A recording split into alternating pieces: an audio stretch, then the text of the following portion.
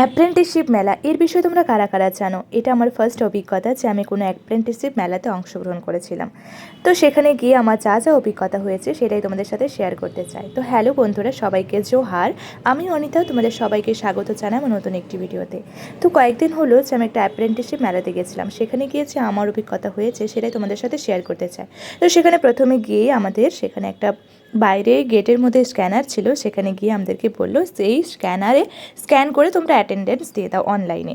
তো আমি তো সেই প্রথমবারই স্ক্যানারে স্ক্যান করে অনলাইনে অ্যাটেন্ডেন্স দিয়ে দিলাম। দেওয়ার পর তারপরে সেখানে একটা ফর্ম বেরোলো, তো সেই ফর্মটা ফিল আপ করেই তোমার অ্যাটেন্ডেন্সটা কমপ্লিট হবে।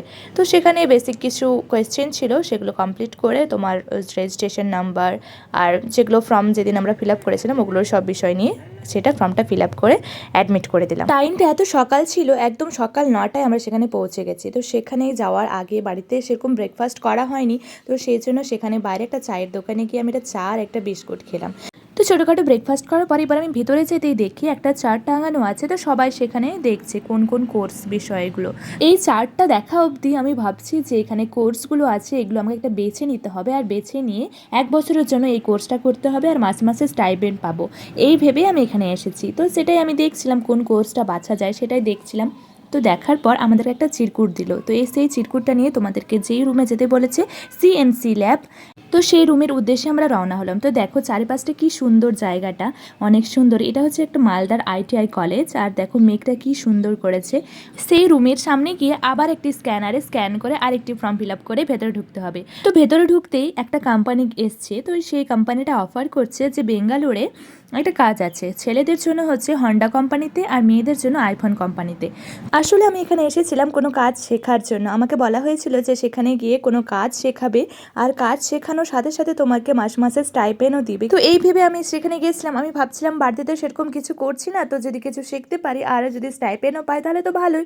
তো সেই ভেবেই গেছিলাম। আমার বান্ধবীরাও কয়েকজন গিয়েছিল, ওরাও হয়তো সেই ভেবেই গেছিলো, কিন্তু আমার বাইরে যাওয়ার কোনো রকম ইচ্ছে নেই, তো সেই জন্য আমি আর এই কাজটা করব না। তো আরও বেশ কয়েকটা কোম্পানিতে ঢুকেছিলাম ইন্টারভিউ দেওয়ার জন্য। তো সেখানে গিয়ে আমি এটাই বুঝলাম যে যাদের যাদের কাজ করার ইচ্ছা আছে তারা কাজ করতে পারো, তারা স্যালারিও দিবে আর মাসে মাসে স্যালারিও দিবে, আর তোমার কাজও যদি ভালো করতে পারো তাহলে প্রমোশনও হবে।